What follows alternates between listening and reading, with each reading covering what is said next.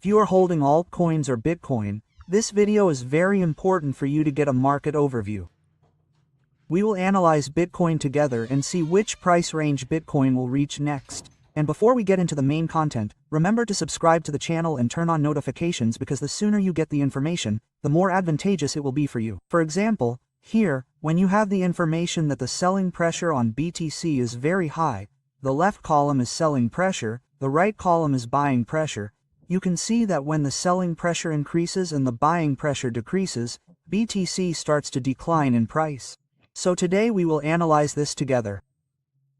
Okay, so we see that first of all, the S&P 500 has been performing very well for 36 consecutive months. This is the best performance in the past 3 years since 2021, and it has been continuously increasing. You can see that it is touching the previous peak, and whenever it touches the previous peak, there is a correction. So when the S&P 500 increases excessively, there will be a correction. This is a rather dangerous sign for Bitcoin because when the S&P 500 corrects, it also means that Bitcoin may also show signs of correction. So, currently, we see that before and after this selling pressure, Bitcoin is showing signs of being bought back.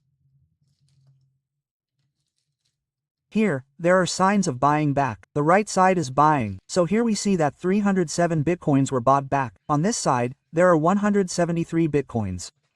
For those of you who are new to the channel, this is the order flow, the flow of orders. On the left side, we have sell orders. On the right side are the buy orders.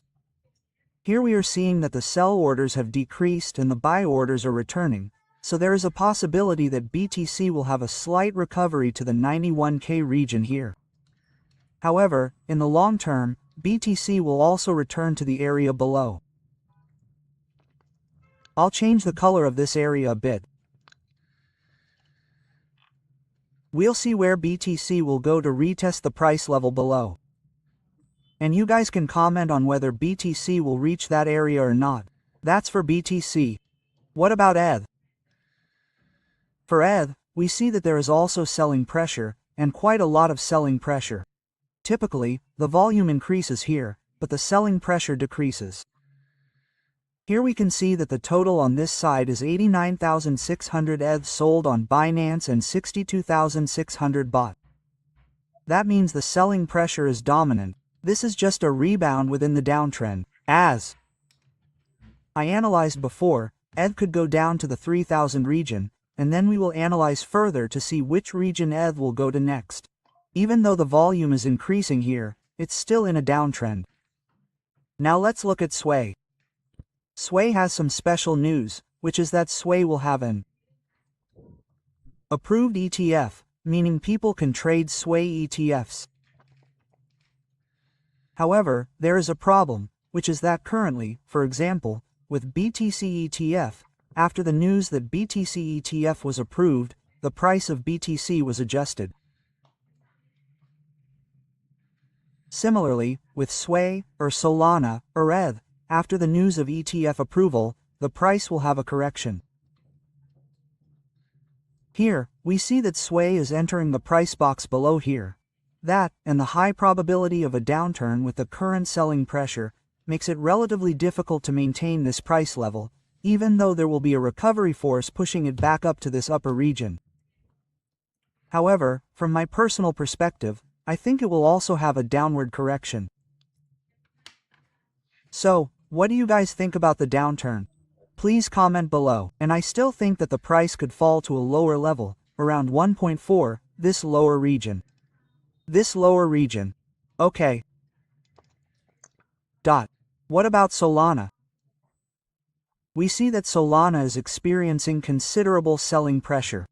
Here, you can see a typical example. 3,150 units were sold, and only 727 were bought. 1,550 units sold, 1,470 bought. A typical example here is 12,000 sold, and only half that amount, 5,000, bought. So, we see that the selling pressure on Solana is quite significant. There's a high probability that Solana might recover slightly to the $137 per SOL region. However, after that, it's likely that SOL will fall to the $134 region. So, that's my overall analysis of Solana, ETH, and BTC. If you find this video helpful, please give me a like. And remember to follow the channel, subscribe, and turn on notifications because I will be updating you regularly on the market, and the market fluctuates daily. Good luck, everyone! Đến giờ vẫn còn rất nhiều người